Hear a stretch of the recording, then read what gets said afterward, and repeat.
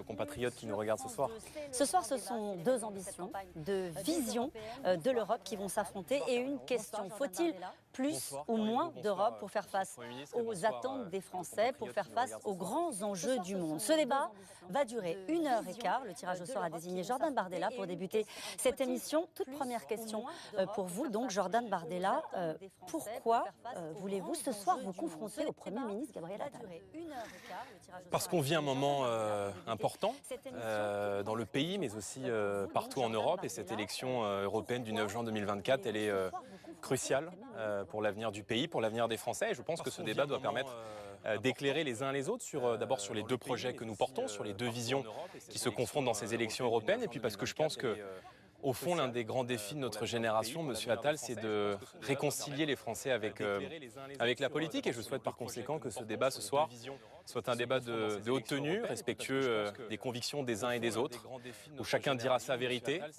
Je pense qu'au-delà de ça, ce sont non pas seulement deux visions, mais un projet et un bilan qui vont se faire face. Ce bilan, c'est celui de Monsieur Attal, de Monsieur Macron, de l'Europe, de Macron qui, depuis maintenant 7 ans, rogne le pouvoir d'achat des Français avec l'augmentation des prix de l'énergie, impose la submersion migratoire, une vision punitive de l'écologie et la concurrence déloyale.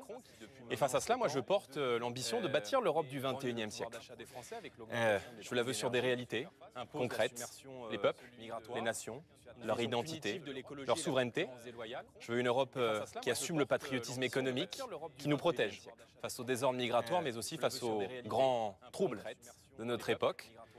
Voilà l'état d'esprit qui est le mien ce soir à 17 jours des élections européennes. Même question pour vous, Gabriel Attal, vous n'êtes pas tête de liste, vous représentez Valérie Ayé pour la liste Renaissance. Pourquoi avez-vous accepté de débattre face à Jordan Bardella? D'abord, merci pour l'organisation de ce débat. Merci aux Français qui vont le suivre. Pour ma part, j'essaierai aussi de faire en sorte que ce débat soit d'abord respectueux et qu'il soit utile aux Français. Et surtout qu'on parle d'Europe. Pourquoi j'ai accepté ce débat? Parce qu'on aura le 9 juin probablement les élections européennes les plus importantes de notre histoire. Parce qu'on le voit, le monde est à un moment de bascule comme il y en a rarement connu. Avec le retour de la guerre en Europe, avec le dérèglement climatique dont on voit les effets chaque jour, avec l'intelligence artificielle qui, quoi qu'on le veuille ou non, va révolutionner nos manières de vivre et nos emplois, avec la réaffirmation des puissances américaines et chinoises, on voit quels sont les risques. Et on voit, oui, quelles sont les angoisses, les inquiétudes de beaucoup de nos concitoyens sur leur pouvoir d'achat, sur leur sécurité, sur le monde dans lequel ils vivent et sur leur environnement. Et au fond, le choix qui devra être fait le 9 juin prochain, c'est de savoir si face à tous ces défis, face aux difficultés, aux angoisses qui traversent les Français, est-ce qu'on sera plus fort en étant plus unis avec les autres pays européens ou est-ce qu'on sera plus fort en étant isolé, en se repliant sur nous? C'est ça le vrai choix de cette élection. Jordan Bardella porte une vision qui est celle du repli sur soi et de la fin de l'Union européenne, parce que c'est ça, à la fin, l'application du programme du Rassemblement national. Moi, avec Valérie Ayé, je porte une autre vision.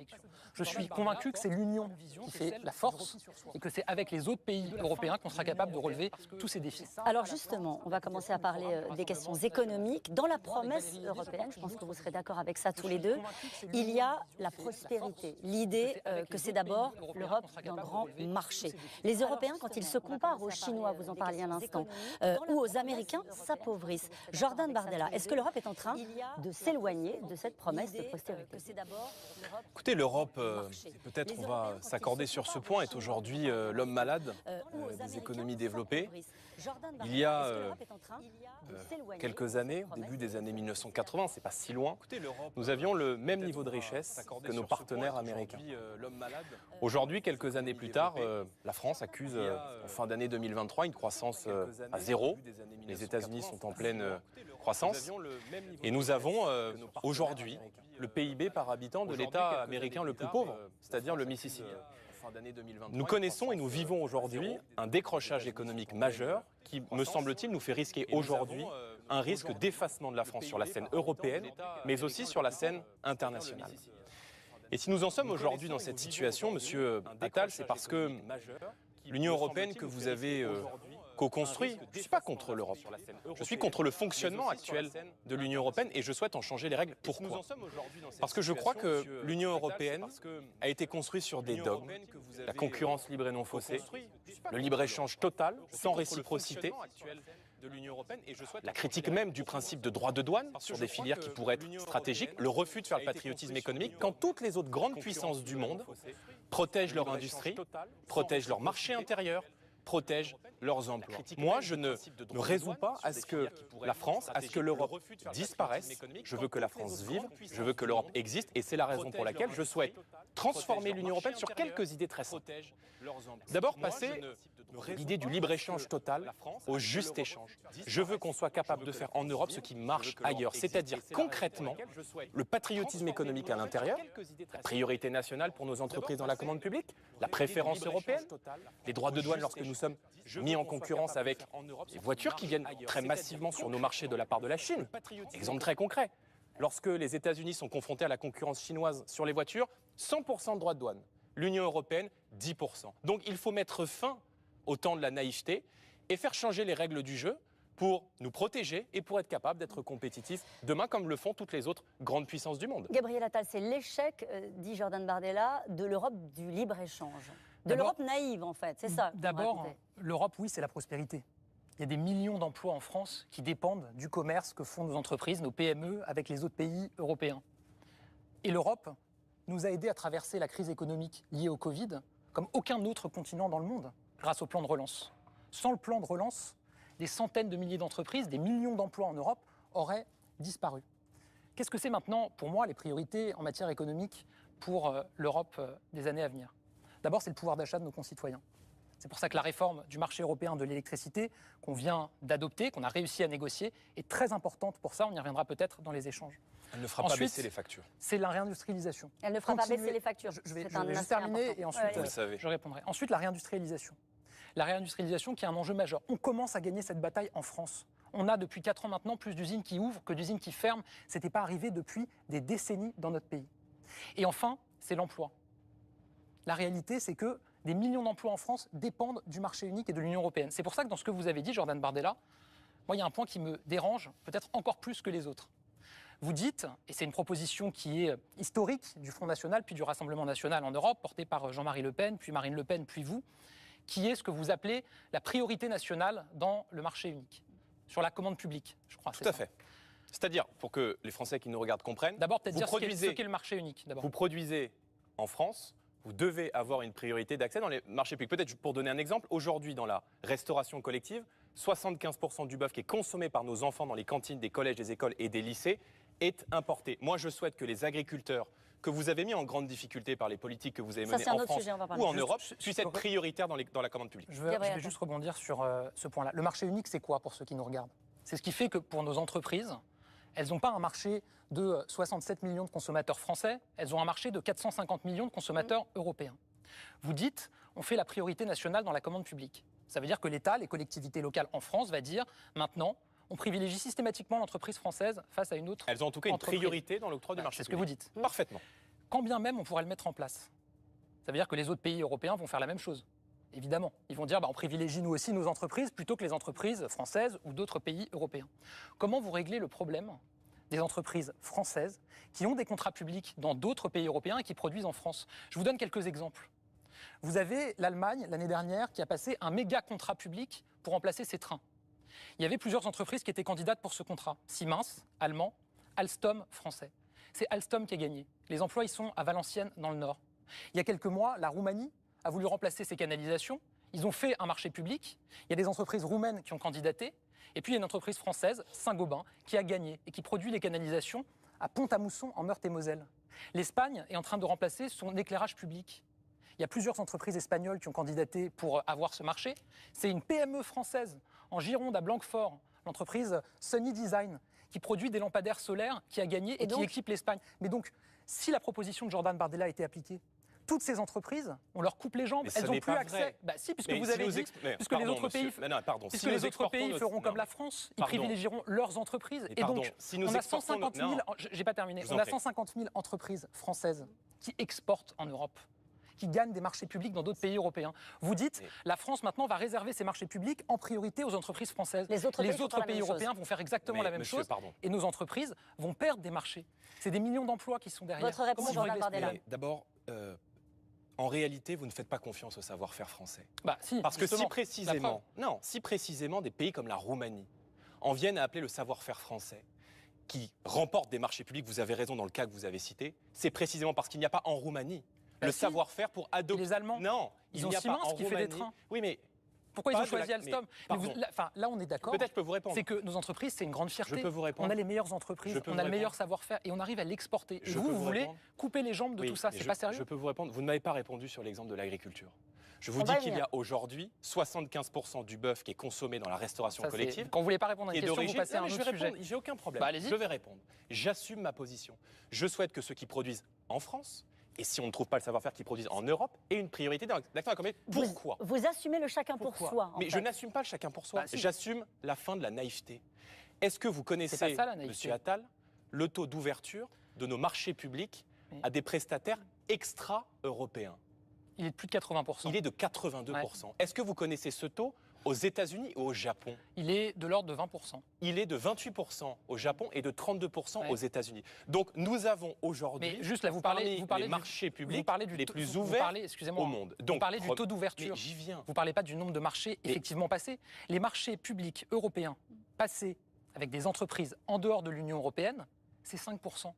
Donc ce n'est pas le 80% que vous évoquez, mais là où je vous rejoins, c'est que le 80%, il faudrait réformer cette directive pour le faire baisser. Merci. Mais et vous savez d'ailleurs qu'il y a des secteurs. Et vous savez qu'il y a des secteurs déjà. Vous savez qu'il y a des secteurs déjà, notamment le secteur de la défense, qui bénéficient déjà de ce patriotisme économique. Donc, moi, j'assume. Oui, heureusement. Vous produisez en France. Juste là, vous parlez des marchés publics qui sont passés avec des entreprises en dehors de l'Union européenne. Moi, je vous parle de celles qui sont dans l'Europe. Avec votre proposition, les entreprises françaises qui produisent en France pour des marchés publics dans d'autres pays européens, elles ne pourront plus avoir ces marchés publics puisqu'ils feront comme nous. Si. Ça n'est pas vrai. Puisque la France va réserver ses marchés publics aux entreprises françaises. Parce que lorsque vous avez spécifiquement un domaine dans lequel vous ne trouvez pas d'entreprises qui répondent à votre demande dans votre pays, pas sur la Roumanie, pas sur l'exemple roumain que vous avez donné. Vous avez évoqué. Je termine. En Roumanie, il y a des entreprises qui font des canalisations. Pardon, je n'ai pas compris ce que vous voulez faire sur ce sujet.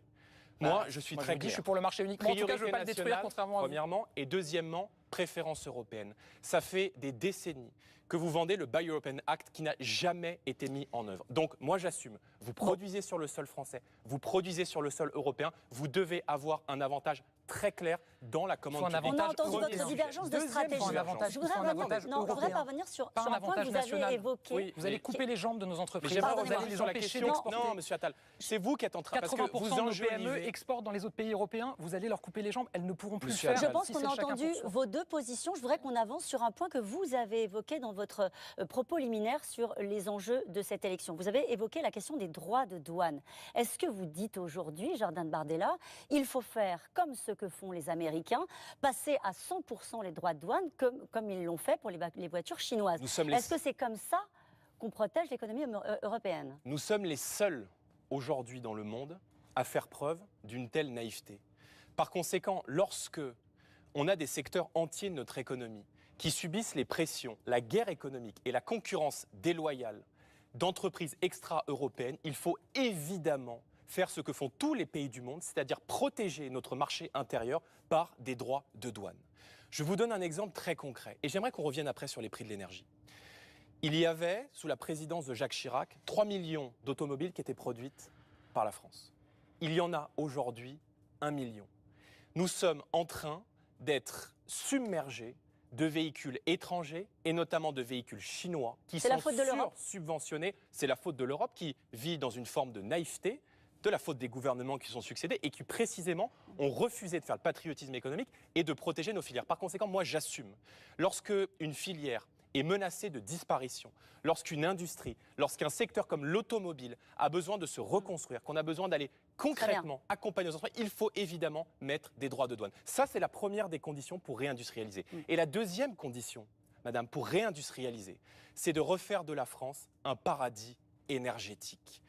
La réforme que vous mentionnez du marché européen de l'électricité ne fera pas baisser les factures, pour une raison très simple. C'est que vous rendez un avantage comparatif aux énergéticiens et aux très grosses industries électro-intensives. Qu'est-ce que ça veut dire? Ça veut dire concrètement que par les règles européennes que vous avez mises en œuvre, vous empêchez aujourd'hui les familles françaises, les consommateurs, les TPE, PME, les ETI de bénéficier des fruits de notre production nucléaire. Il y avait, madame, monsieur Attal, un atout français. Depuis le général de Gaulle jusqu'au président Sarkozy, qui était notre parc nucléaire. Par la politique nationale que vous avez conduite, notamment sous le premier quinquennat, vous avez considérablement affaibli notre politique nucléaire et vous nous avez remis aujourd'hui entre les mains non seulement d'une dépendance énergétique extérieure, mais avec des prix qui ne correspondent pas aux prix énergétiques français. Par conséquent, moi je souhaite deux choses. Non, mais, s'il vous plaît, on va peut-être la réponse de Gabriela. Vous avez évoqué deux sujets qui sont très complexes. La question des droits de douane. Vous dites il faut que l'Europe sorte d'une forme de naïveté, augmente les droits de douane. Deuxièmement, vous avez mis en cause la réforme menée par le gouvernement sur les tarifs de l'électricité en disant ça ne fera pas baisser la facture des Français. Donc la réponse de Gabriela. J'ajouterais, troisièmement, il a raconté n'importe quoi sur le nucléaire. Mais je vais vous répondre. Parlons du nucléaire, c'est très intéressant. Parce que ça démontre là votre duplicité. Sur le premier point, sur les droits de douane, ce qui est sûr, c'est qu'on veut des voitures électriques. En tout cas, moi, je pense que c'est important pour l'avenir. Je sais que vous y êtes moins favorable. Et on veut qu'elles soient produites en Europe et, si possible, en France. D'abord, pour ça, il faut qu'il y ait de la production en France. Ces toutes dernières années, on a ouvert 4 méga-usines de batteries électriques sur notre pays. À Douai, à Dunkerque, à Douvrin, dans le Nord, c'est un vrai progrès. Et à terme, on sera capable, en 2030, en France, de produire 2 millions de véhicules électriques chaque année. Donc grâce à ces investissements. Vous assumez l'interdiction non mais attendez, des moteurs thermiques à l'horaison 2035, pour qu'on soit bien clair. Moi, j'y suis opposé. On va y venir ensuite. Donc ça, c'est sur la première chose. Ensuite, sur les véhicules chinois. Évidemment, je le dis, on veut que les véhicules vendus en France soient avant tout des véhicules européens et français. L'année dernière, la part des véhicules chinois qui étaient vendus en France sur les voitures électriques, c'était un peu moins de 60%. On est, cette année, à 25%. Comment on a fait? D'abord, on a réservé les aides qu'on apporte aux ménages pour acheter un véhicule électrique aux véhicules produits en France et en Europe, ce qui a permis de faire chuter l'achat de véhicules électriques chinois. Ensuite, moi, je vais vous dire, sur les droits de douane, il n'y a pas de tabou. Je crois que la présidente de la Commission européenne, encore récemment, a indiqué que c'est des droits de douane qui pourraient être relevés. Deuxième sujet, parce que le temps passe, le marché européen de l'électricité. On s'est battu depuis des mois, et ça faisait des années que la France se battait pour ça, pour obtenir une réforme qui nous permet enfin de découpler le prix de l'électricité du prix du gaz. C'est faux. Et d'intégrer le prix du nucléaire. Si, c'est vrai. Je suis désolé de le dire, c'est vrai. Là où votre Vous avez des Français qui ont vu leur facture baisser, là. Marine Le Pen, prenez les Français en 2022, Monsieur le Premier ministre. Est-ce qu'il y a des Français qui ont vu leur facture d'électricité baisser depuis l'automne? C'est pas moi qui suis élu au Parlement européen, c'est vous. Donc vous devriez savoir. Et j'ai voté contre cette réforme parce qu'elle ne rend pas à la France un prix français d'électricité. Si vous l'avez lu, vous devriez savoir qu'elle entre en vigueur en 2026. Je n'ai pas besoin de la lire, monsieur. Je regarde la facture d'énergie des Français et des entreprises. Mais mettez-vous à la place des Vous ne lisez pas les lois avant de les voter. La réforme, elle rentre en vigueur en 2026, donc c'est normal qu'elle s'applique pas encore. Mais ça a été un combat. Pardon, je vous ai pas interrompu quand vous vous êtes longuement exprimé. Donc elle entre en vigueur en 2026, et oui, ça va permettre de baisser la facture parce que ça va rapprocher le prix de l'électricité du coût de production du nucléaire en France, et c'est une grande chance. Troisième point, et je termine par là puisque le temps passe, sur le nucléaire. Emmanuel Macron, il a été élu en 2017 dans un pays où le nucléaire faisait beaucoup débat. Il faisait débat chez les Français. Il faisait débat dans le monde politique. Je rappelle que Marine Le Pen s'était déclarée contre le nucléaire, notamment pour des raisons de sécurité. Si, c'est vrai. C'est faux. Après Fukushima, tous les Français qui nous regardent peuvent aller sur leur moteur de recherche, taper Marine Le Pen, sortie nucléaire, ils trouveront. Donc, il y avait tous ces débats dans notre pays. Quand il a été élu en 2017, François Hollande, dans le quinquennat précédent, avait pris une décision de fermer 14 réacteurs nucléaires en 2025. Et il avait décidé de fermer Fessenheim. Qu'a fait Emmanuel Macron en 2017 ? Il a dit, moi je veux objectiver ce débat. Il missionne des experts, il recule la date de fermeture des 14 réacteurs nucléaires. Quoi, attendez, je peux m'exprimer. La loi de 2018 que vous évoquez, elle recule la date de fermeture des 14 réacteurs. Il devait fermer en 2025, on l'a reculé justement pour se donner le temps de décider. Et ensuite, on a décidé. Et on a relancé notre industrie nucléaire comme jamais. On a 6 EPR2 qui pourront ouvrir en 2035. 8 en option ensuite qui pourront ouvrir aussi. Parce que, là où je vous rejoins, c'est une chance pour la France d'avoir le nucléaire. Et cette chance, elle s'entretient. Et donc, on va continuer à investir. Donc, vous êtes d'accord sur le nucléaire ? Ce qui permettra notamment aux Français de payer moins cher leur électricité et aux entreprises de venir investir en France où l'électricité sera moins chère. Non, mais je reconnais bien là le talent de macroniste de monsieur le Premier ministre d'être capable de dire tout et l'inverse de tout. C'est mieux que les mensonges des lepénistes. À chaque fois, quand même, le sentiment d'avoir raison. Moi, je vais vous citer un ministre du gouvernement Philippe qui, en 2018, à propos de la nomination de M. Durugy, a déclaré, 2 points, ouvrez les guillemets. Le rôle d'un ministre de l'Environnement, c'est qu'il soit capable de dire que notre objectif est de réduire la part du nucléaire dans l'énergie de la France et en même temps d'aller dans les centrales nucléaires qui vont fermer pour expliquer aux salariés pourquoi est-ce qu'elles vont fermer. Qui était ce ministre? C'était moi. C'était moi, je vais vous dire. C'était vous, je vais vous dire totalement.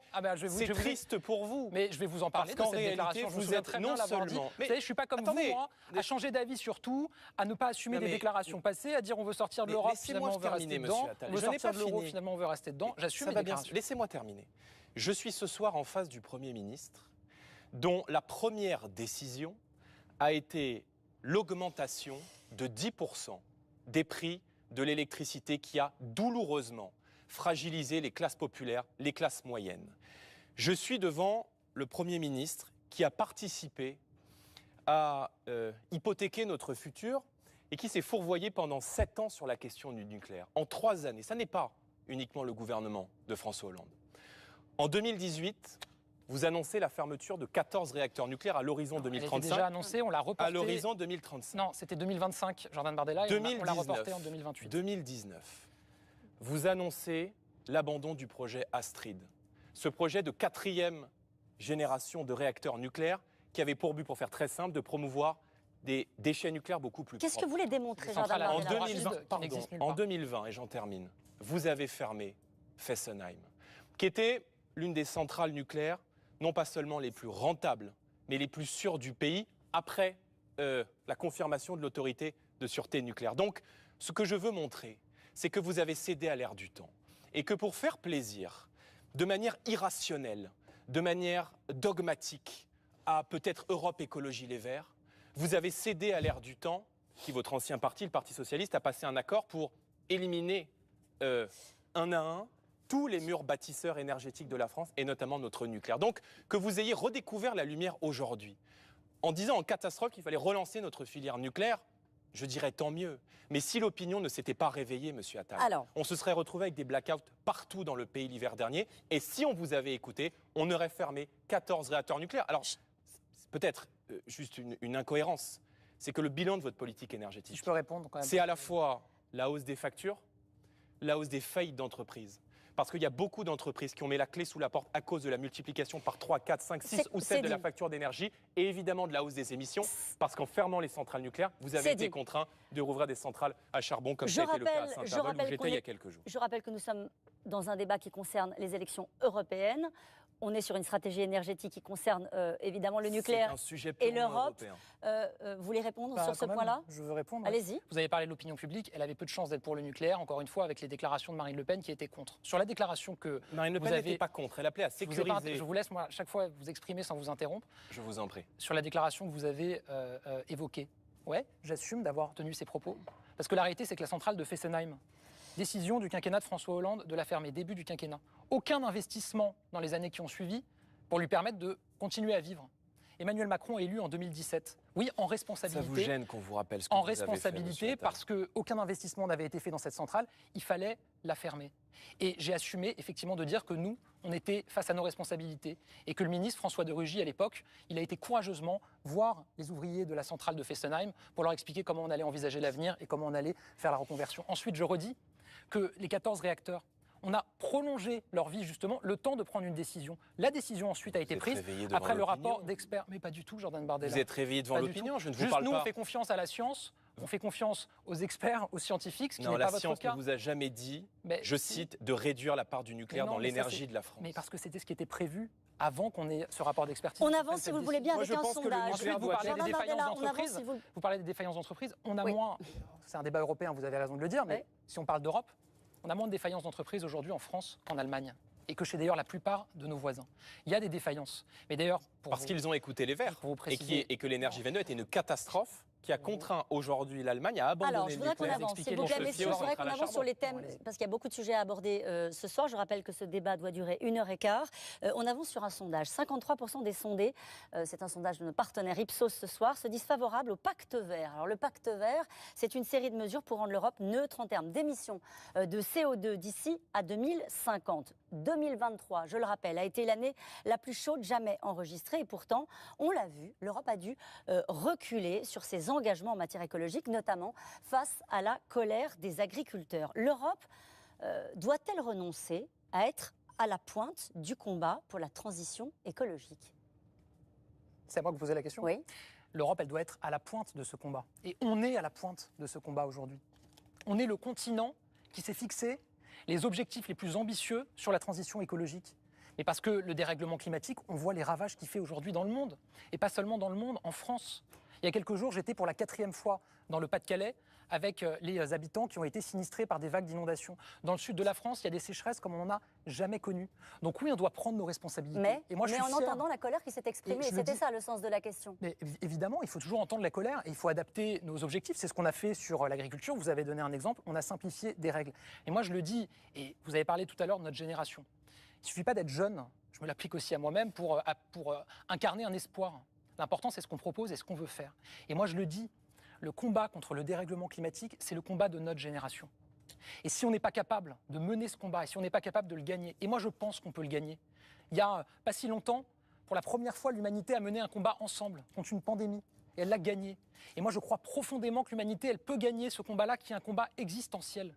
Si on ne fait rien, ça sera des dégâts en plus, et ça nous coûtera plus cher que d'investir. Donc oui, j'assume.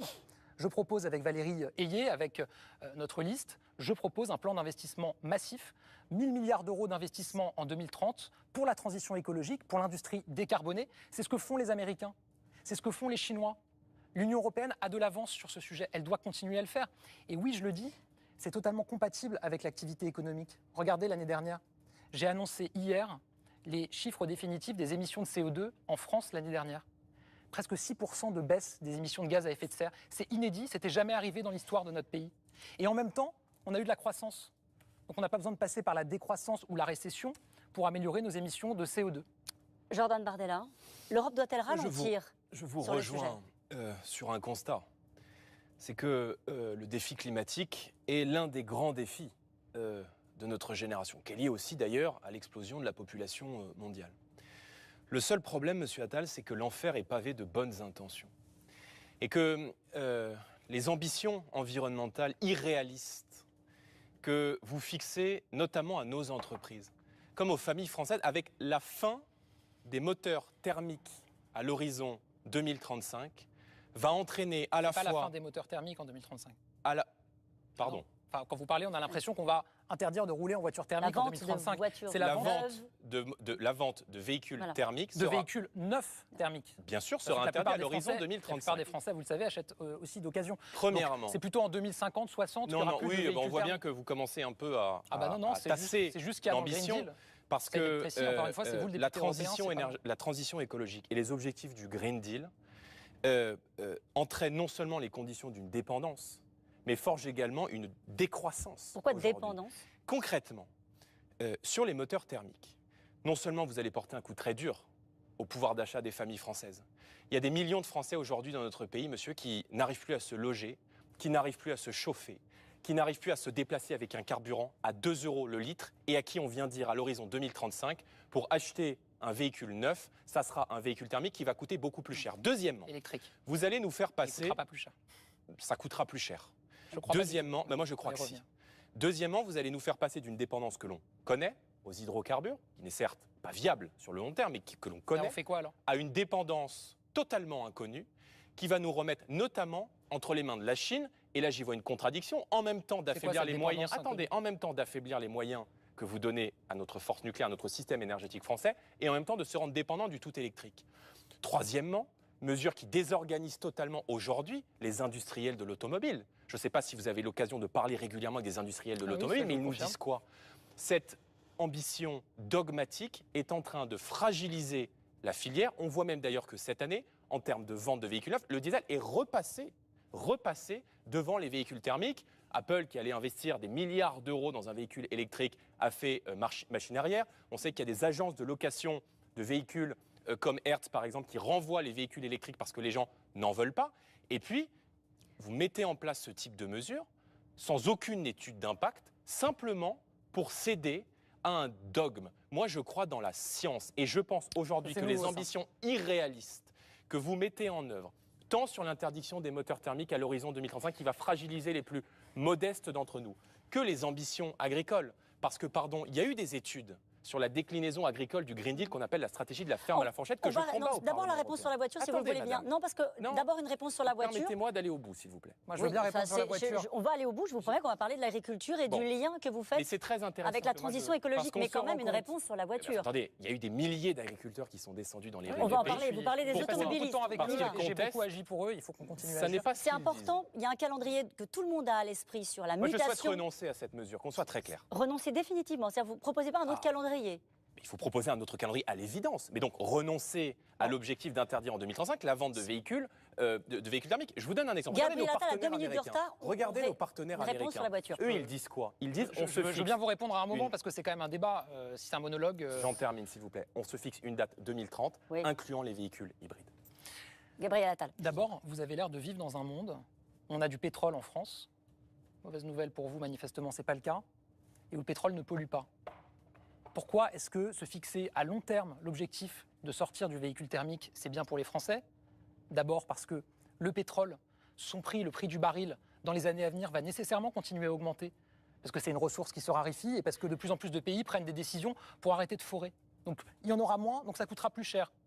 Donc il faut les faire sortir de cette dépendance, en plus de pays qui sont assez peu fréquentables, qui leur coûtent de l'argent. Et ensuite parce que ça pollue. Maintenant la question c'est comment on le fait? On le fait en se donnant des objectifs de long terme. Et oui, évidemment qu'on a parlé avec l'industrie automobile qui nous a surtout dit une chose, donnez-nous de la visibilité. Fixez un objectif de long terme pour qu'on s'organise. Et je vais vous donner un scoop, elle est en train de le faire. Je vous ai parlé des 4 méga-usines de batteries électriques qui ont ouvert en France. On sera en capacité en 2030 de produire 2 millions de véhicules électriques sur le sol français. Renault a annoncé que sa R5 électrique allait être produite, et elle a commencé à être produite, les commandes peuvent commencer à être passées en France. On a des constructeurs qui produisent en France les véhicules électriques de demain. Donc oui, j'assume de le dire, pour sortir de notre dépendance. Et je ne vois pas du tout de... Vous avez parlé de dépendance inconnue. Je ne pensais pas qu'un homme politique aussi raisonnable que vous allait se complaire dans les objectifs irréalistes qui sont défendus au Parlement européen par les écologistes. Mais c'est intéressant, c'est une clarification intéressante. Et les Français qui ont de plus en plus de mal à boucler leur fin de mois, à qui on vient dire vous allez obligatoirement acheter des véhicules électriques. C'est-à-dire la méthode du Rassemblement national, c'est de dire on est contre tout. Et puis dans 5 ou 10 ans, si on se rend compte qu'on s'est planté, on dit qu'on a changé d'avis. C'est ça votre méthode. Vous vous opposez à tout ce qu'on fait. Et comme ça, ensuite, vous pourrez dire, si ça n'a pas marché, en fait, on a eu raison de s'opposer. Caricatural. Pourquoi est-ce que vous étiez pour la sortie de l'euro et maintenant vous êtes soi-disant pour rester dans l'euro? Vous étiez pour la sortie de l'Union européenne, maintenant vous êtes soi-disant pour rester dans l'Union européenne. Vous étiez pour le Frexit et maintenant vous êtes soi-disant pour rester dans l'Europe. Laissez-moi terminer. Il y a 2 ans, pendant l'élection présidentielle de 2022, Marine Le Pen écrivait noir sur blanc, il faut sortir du marché européen de l'électricité. Maintenant, vous nous dites, je veux rester dedans. Règles de fixation des prix. Ne faites pas semblant de ne pas comprendre. Le marché, il existe, monsieur Attal. C'est ce que vous dites maintenant. Donc, la question qui se pose, c'est quand est-ce que vous mentiez? C'était à l'époque ou c'est aujourd'hui? Vous voulez répondre à cette question? Restez élégant, monsieur Attal. Est-ce que vous pouvez répondre au moins à cette question? Restez élégant, monsieur Attal. Je vous pose une question. Vous êtes Premier ministre de la France. Posez-moi. Vous n'êtes plus porte-parole d'un mouvement politique. Mais je vais vous répondre. Qui est des questionnements sur le projet que nous portons pour le pays, sur ce que nous allons mettre en œuvre, c'est un fait. Sur les changements de pied, c'était ça la question qui était posée. Quand on ne veut pas répondre, attendez. En revanche, il n'y a pas de doute sur le bilan qui est le vôtre. Et le bilan qui est le vôtre... Vous voulez donc pas répondre à cette question? Qu'est-ce qui fait que vous avez changé d'avis sur l'euro, sur l'Europe, sur le Frexit, sur le marché européen de l'électricité? Juste pour que les Français, moi je me mets à la place des Français qui nous regardent. Ils entendent aujourd'hui à longueur de journée le Rassemblement national a changé d'avis sur ces sujets. C'est vrai qu'il y a 5 ans, ils voulaient sortir de l'euro et de l'Union européenne. Maintenant, ils disent que non. Et vous voyez, on se souvient du débat ici, je ne sais pas si c'était sur ce plateau, entre Mme Le Pen et M. Macron. Mme Le Pen parlait même de l'écu, où les Français allaient payer en écu parce qu'on allait sortir de l'euro. Pourquoi est-ce que vous avez changé d'avis? Expliquez-nous, c'est une question qui est sincère. Allez, est-ce que vous répondez à cette question? Ce qui est dommage... ce qui est dommage pour vous, et je suis un peu gêné pour vous ce soir, monsieur Attal, parce que... Moi, c'est plutôt pour vous que je suis gêné là. Vous avez passé votre campagne... Vous refusez de répondre aux questions. Vous avez passé votre campagne à me prêter des intentions à nous prêter des propositions, un projet qui ne correspond pas au projet que je porte pour le pays et pour l'Europe, et qui n'était pas non plus le projet que je portais il y a 5 ans. Lorsque vous dites, vous venez de le dire... Là, je vous parle des engagements de Mme Le Pen pendant ses campagnes présidentielles. Laissez-moi répondre. Vous la mal avec souteniez l'opposition, laissez-moi répondre. Ah non, c'est quand même Lorsque un débat. vous dites il y a 5 ans, je défendais le Frexit et la sortie de l'euro, c'est faux. Il y a 5 ans, en 2019, je ne défendais pas la sortie de l'Union de Mme européenne. Le Pen en 2017. Mais vous savez, on a rompu avec cette proposition il y a bientôt une décennie. Maintenant, si vous devez convoquer le passé sur l'euro pour juger mon programme aujourd'hui, c'est très intéressant parce que quand je vous parle concrètement, des gens qui ne vont pas réussir à acheter des véhicules électriques, des agriculteurs qui descendent dans les rues. C'est parce que vous me parliez de ma cohérence et de ma responsabilité. Donc, si je vous suis, parce que c'est intéressant, des factures d'énergie qui pour les Français qui nous écoutent. Vous en venez à parler de ce que proposait mon parti il y a 10 ans. Moi, je vous ai rappelé concrètement le mal que vous avez fait sur la filière nucléaire, monsieur Attal. C'était pas il y a 10 ans que vous défendiez la sortie du marché européen de l'électricité, c'est 2022. Et je sors des règles de tarification des prix. Donc, si je vous suis, vous dites on a changé d'avis. Soit les Français jugent. Si je vous suis, vous dites on voulait sortir de l'euro, de l'Union européenne, il y a, vous dites 10 ans, un peu moins, parce que c'était en 2017, on a changé d'avis.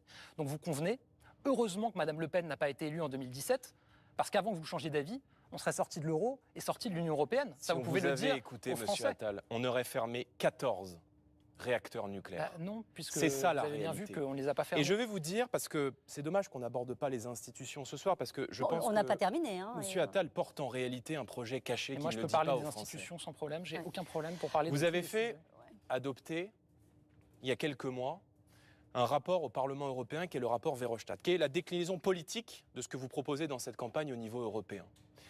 Ce projet que vous portez, c'est la dilution de la France dans une Union européenne fédérale. Et il va falloir l'assumer.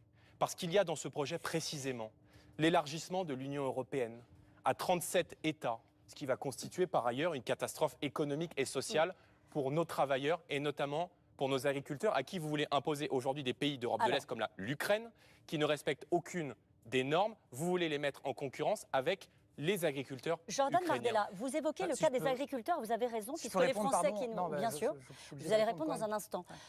Effectivement, vous avez évoqué le cas des agriculteurs. Les Français qui vous regardent ce soir ont vu cette vague de colère qui s'est exprimée de la part des agriculteurs, pas simplement en France, partout en Europe. Quel modèle agricole proposez-vous? Donc vous ne me laissez pas répondre à la question. Moi, je crois dans la puissance. Sur le rapport Verhofstadt, parce que c'est intéressant. Parce qu'après, on va parler d'agriculture. Je lui répondrai sur l'agriculture, si vous m'y autorisez. Allez-y.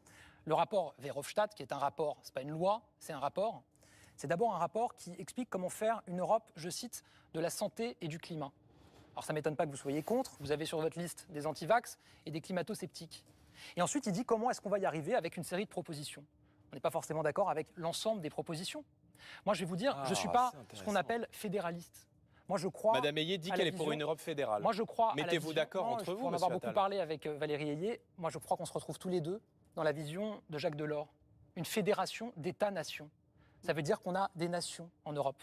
La France est une très grande supprimant le droit de veto, par exemple. Mais Jordan Bardella, c'est très intéressant parce que on peut y aller sur le droit de veto. Non mais ne fendez pas sur ce sujet. Est-ce que vous êtes pour? Vous me parlez du droit de veto. Est-ce que vous êtes pour? Vous me permettez que je vous réponde? Taxe sur les transactions financières au niveau européen. Permettez-moi que je vous réponde. Je vous pose cette question. Vous répondrez après. Le rapport Verhofstadt, qui est le projet des macronistes au niveau européen, qui a été voté non seulement au Parlement européen, mais à qui vous avez fait voter une motion de soutien à l'Assemblée nationale. Vrai ou faux?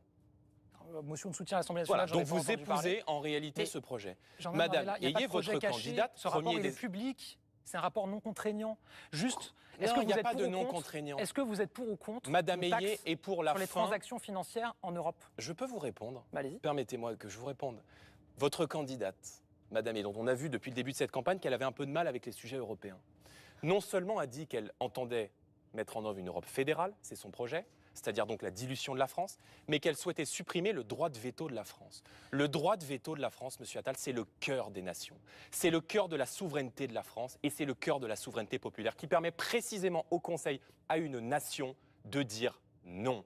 De dire non à une nouvelle fiscalité européenne. Alors, votre réponse sur ce point? À l'appropriation par Bruxelles des enjeux diplomatiques. Non, ça n'est pas compris, parce que si. c'est très important. Et sur l'élargissement... parfaitement clair, la réponse de Gabriel Attal sur ce point. On ne va pas passer la soirée sur les institutions européennes. Vous voulez parler des agriculteurs. Cette question est centrale. La vie des agriculteurs aussi, je pense. Du coup, allons-y sur la réponse au droit de veto. Aujourd'hui, il y a un droit de veto sur tous les sujets en Europe?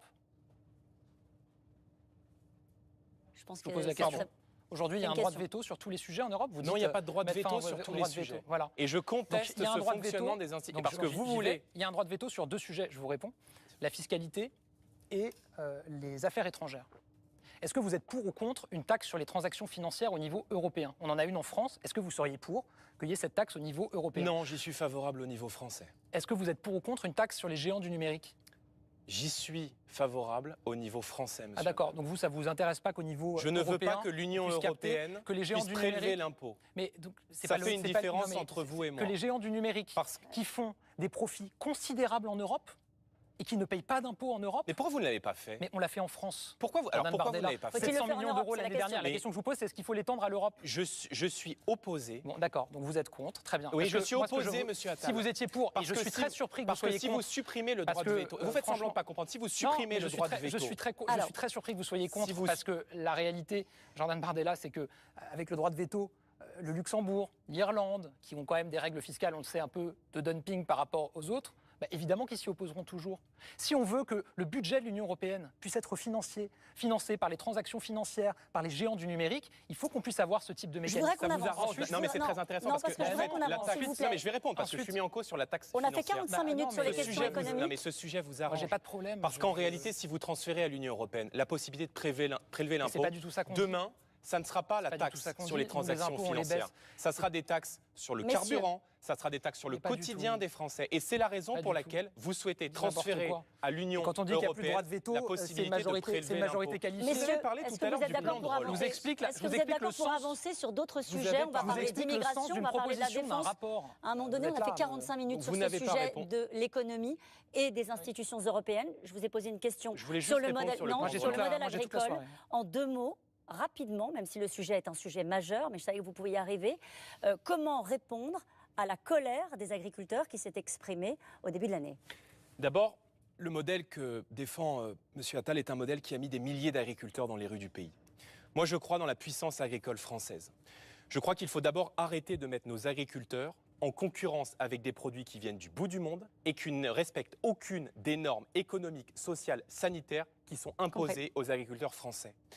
Le Mercosur, le CETA, la multiplication d'accords de libre-échange avec des espaces économiques au monde avec lesquels nous ne serons jamais compétitifs menacent clairement aujourd'hui l'existence de nos filières, premièrement. Deuxièmement, je crois que nos agriculteurs ne veulent pas dépendre d'aides permanentes, ils veulent pouvoir vivre de leur travail.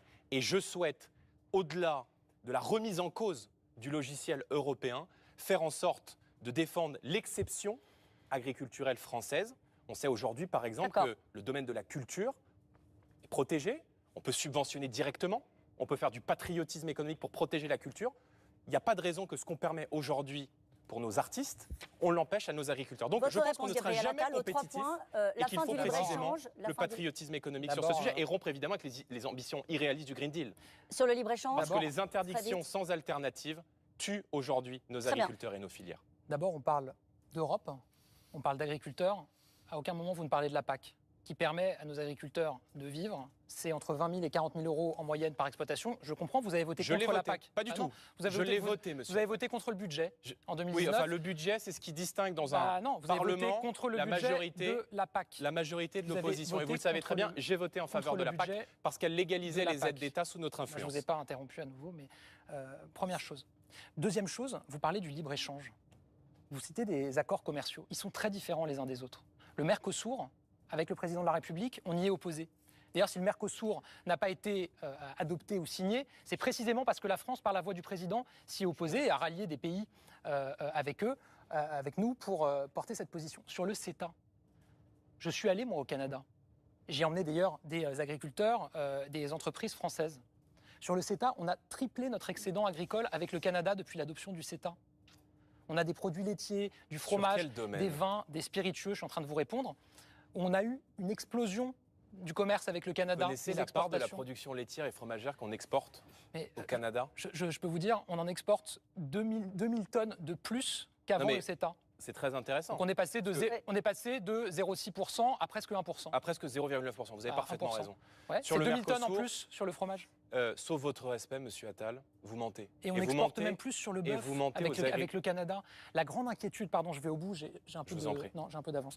Oui, mais il faut qu'on avance sur le sujet de l'immigration. Non, mais je le dis, la grande inquiétude sur le CETA, c'était de dire c'est notre filière bovine qui va en être victime. On va avoir du bovin canadien qui va déferler sur la France au détriment de nos éleveurs. Et la réalité, c'est qu'on leur exporte plus de bovins qu'ils nous en exportent. Même sur ce segment-là, on est excédentaire. Et alors, enfin, Jordan Bardella, vous avez dit... D'abord, je vais répondre sur le CETA et sur le Mercosur. Très vite. Sur le CETA, aujourd'hui, les standards canadiens ne se sont pas encore adaptés aux standards européens. Et j'en veux pour preuve... Mais ils ne s'adapteront pas. J'en veux pour preuve. Le quota aujourd'hui d'exportation vers le Canada, c'est 2%. C'est-à-dire qu'il y a un potentiel 50 fois supérieur en termes d'exportation sur le marché unique. Et l'Interbev, d'ailleurs, que j'ai rencontré, parce que la différence entre vous et moi, c'est que j'ai pu circuler dans le salon de l'agriculture pour parler avec nos agriculteurs. L'Interbev aussi. Oui, et l'Interbev nous dit quoi ? Et leurs représentants au salon de l'agriculture. L'Interbev nous dit quoi ? 50 000 emplois sont menacés par la concurrence déloyale avec le CETA. Sur le Mercosur, pourquoi ? Non, je réponds sur ce point. Avant le Mercosur, je réponds sur le CETA. Pourquoi est-ce que le Canada ne va pas sur tous leurs quotas d'exportation de bœuf? Moi, je suis allé au Canada. J'ai échangé avec Justin Trudeau. J'ai échangé avec Justin Trudeau, avec des entreprises. Parce que précisément, dans le CETA, il y a des clauses miroirs et de la réciprocité. Et vous savez ce qu'ils m'ont dit? Pas sur les fermes usines, ni sur le bœuf aux farines animales. Ils m'ont dit, si on veut pouvoir exporter notre bœuf en France et en Europe, il faut qu'on arrête les hormones de croissance et qu'on arrête le lavage des carcasses au chlore. Et donc, on ne va pas le faire, on a fait notre calcul. Et quand bien même ils satureraient leur quota, vous avez parlé des 2%. Vous savez combien ça ferait de bœuf canadien en circulation en Europe? S'ils allaient jusqu'à leurs 2%. 0,7% du bœuf. 0,7. S'ils exportaient tout ce à quoi ils ont le droit. Aucune clause miroir sur les fermes-usines. Mais aucune clause miroir sur la démonstration que les clauses miroirs que la Commission européenne, dans ses audits annuels, s'est inquiétée du manque de contrôle et de transparence sur les importations du Canada, juste sur le Mercosur. Quand je suis allé au Canada, j'étais avec un fromager, le comté Juraflore. Et pourquoi est-ce qu'il soutient le CETA? Parce que grâce au CETA, vous savez, on fait respecter ce qu'on appelle nos IGP. Parce qu'avant le CETA, au Canada, vous aviez des producteurs de fromages locaux qui vendaient du fromage qu'ils appelaient reblochon, Roquefort, Cantal, Comté. Et grâce au CETA, c'est des indications qui sont maintenant protégées. On ne peut pas manger du comté qui n'est pas fait en France. On a eu vos deux visions de la façon dont il faut répondre à la colère des agriculteurs. Je pense qu'on vous a compris, on a compris votre regard sur le libre-échange. Monsieur Attal. Et je vais vous dire, moi j'ai lu la déclaration dans la presse brésilienne il y a quelques jours. Quand je vous ai traité de menteur tout à l'heure, vous m'avez dit que j'étais irrespectueux. En chef, du négociateur en chef de l'Union européenne, qui a dit à propos du Mercosur, le fait est que la Commission européenne continue de négocier. Nous avons un mandat de tous les États membres, y compris de la France, pour le faire. Et il dit, je vais être très honnête, en ce moment, compte tenu des élections au Parlement européen et des agriculteurs qui descendent dans les rues, ça n'est pas le bon moment. Donc, vous savez pertinemment que les négociations avec le Mercosur, elles se poursuivent dans les couloirs du Parlement européen. Mais je vous confirme que vous avez dans l'Union européenne des chefs d'État, des commissaires qui voudraient qu'on signe le Mercosur. Mais on l'a bloqué. Le président de la République, grâce à sa mobilisation, on l'a bloqué. Le négociateur en chef que vous avez missionné le dit lui-même à la presse brésilienne. C'est pas avec vous qui ne faites rien, ne proposez rien au Parlement européen, c'est pas avec vous qu'on aurait bloqué l'adoption du Mercosur. On avance. Si vous le voulez bien. Selon notre sondage Ipsos, l'immigration doit être la première des priorités de l'Union européenne dans les années qui viennent. L'an dernier, l'Europe a accueilli 2,5 millions d'étrangers, dont 380 000 illégaux. Ce sont des chiffres de la Commission européenne. Les Européens viennent de voter ce qu'on appelle le pacte asile-immigration. Avec ce texte, est-ce que les 27 reprennent la maîtrise de leurs frontières? Jordan Bardella. Ce pacte, c'est en fait un choix entre deux chemins. C'est l'immigration obligatoire ou la punition financière. Je me suis opposé à ce pacte migratoire qui va accélérer l'immigration parce que pour vous, comme pour la Commission européenne, l'immigration, ça n'est pas un problème, c'est un projet. Ce pacte migratoire, il prévoit quoi? Il prévoit la répartition obligatoire des migrants qui rentrent dans les différents États de l'Union européenne, dans nos communes, dans nos villes, dans nos villages, constituant ici une immigration de fait accompli. Et pour les États membres qui refuseraient d'accueillir cette immigration imposée, les États membres devraient verser 20 000 €, donc punition financière, par migrant refusé. Donc, il n'y a plus seulement un fait migratoire majeur qui déstabilise aujourd'hui notre société et qui représente pour moi une menace existentielle pour notre sécurité, pour notre identité et pour nos comptes publics. On a désormais une immigration de fait accompli obligatoire que vous voulez imposer aux Français. Et j'ajouterai d'ailleurs à cela que la personne que vous soutenez, la ministre de l'Intérieur des Affaires européennes, la commissaire aux Affaires intérieures, a déclaré que nous aurions besoin d'1 million, Madame Johansson, déclaré que nous aurions besoin d'1,5 million de migrants par an en plus. Donc, Pour vous, faire quoi? Parce que l'immigration est un projet pour eux. Et donc il faut continuer, non seulement... Pour travailler? Je ne sais pas, elle ne précise pas sa phrase. À votre avis? Je n'ai pas d'avis et je n'ai aucune confiance dans ces gens-là pour contrôler la politique d'immigration chez moi. Mais, Monsieur Attal, vous avez pulvérisé un à un tous les records d'immigration. Record d'immigration légale, record du nombre de titres de séjour, record du nombre de demandeurs d'asile qui restent sur le sol français. Plus faible taux européen d'expulsion des OQTF, c'est-à-dire des gens qui sont sous le coup d'une obligation de quitter le territoire français. Vous avez le record européen de faiblesse, 5% d'exécution d'OQTF, c'est pas moi qui le dis, c'est la Cour des comptes, avec des conséquences très concrètes sur la vie des Français, notamment sur leur sécurité. Donc, le 9 juin prochain, c'est aussi un vote pour ou contre l'immigration massive. Vous voulez continuer d'accueillir? Eh bien, vous voterez pour la liste de M. Macron et de M. Attal. Si vous pensez qu'il faut aujourd'hui un tournant migratoire avec une politique humaine, mais beaucoup plus ferme, qui doit nous permettre de reprendre la maîtrise de notre destin, alors il faut voter pour la liste. La réponse de Gabriel Attal sur l'immigration. Bon, vous avez vos chiffres, j'ai les miens. Eurostat 2023, la France a éloigné plus que l'Allemagne des immigrés clandestins. Elle a éloigné 4 fois plus que l'Italie, 5%. plus que la Suède. Jordan Bardella. C'est la Cour des comptes qui le dit. C'est les données Eurostat, la Cour des comptes, les données que vous présentez, elles datent, puisqu'on n'est plus à 5%, on est plus haut aujourd'hui. Non, on est à presque 15%. Et là où je vous rejoins, c'est que ça n'est pas suffisant et qu'il faut qu'on soit plus efficace sur ce sujet-là. Maintenant, je vais vous dire, même cette bataille de chiffres, pour moi, ce n'est pas l'essentiel. La réalité, c'est qu'on ne sera jamais d'accord sur l'immigration. Je vais vous dire, c'est même plutôt pour moi une fierté de ne pas être d'accord avec vous sur ce sujet-là. D'abord parce que la présentation que vous faites du sujet, on a le sentiment, en vous écoutant, que derrière chaque étranger, chaque immigré, il y a un délinquant ou un terroriste en puissance. Moi, je la trouve, je le dis, révoltante. Qui dit cela ?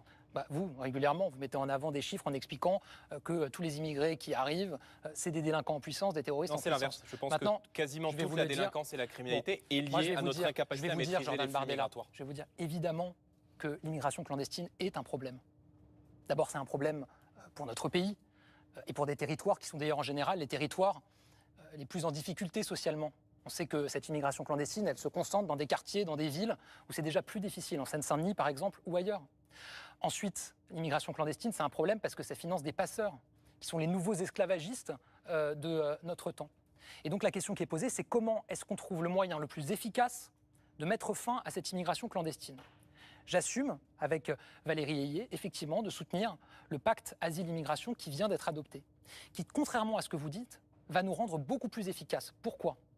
D'abord parce qu'on a enfin une vraie protection de la frontière extérieure de l'Union européenne, parce que c'est ça le sujet, le premier sujet, éviter qu'il y ait une immigration clandestine qui arrive en Europe.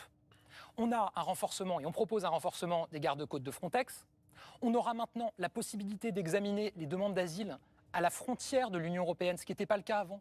On aura désormais un enregistrement de toutes les personnes immigrées qui arrivent sur le territoire européen avec une base de données commune pour savoir d'où viennent les personnes et quand est-ce qu'elles sont arrivées en Europe et qu'elles ne puissent pas demander l'asile en France si elles l'ont déjà demandé ailleurs.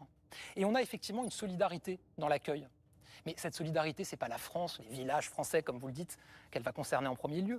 C'est les pays qui aujourd'hui refusent d'accueillir des demandeurs d'asile, les pays de l'Est. Et vous vous rendez compte qu'on a réussi à les faire signer un accord où effectivement ils disent soit on en accueille, comme le fait la France, comme le fait l'Italie, comme le fait l'Espagne, soit on contribue financièrement aux mesures qui sont prises pour protéger la frontière extérieure.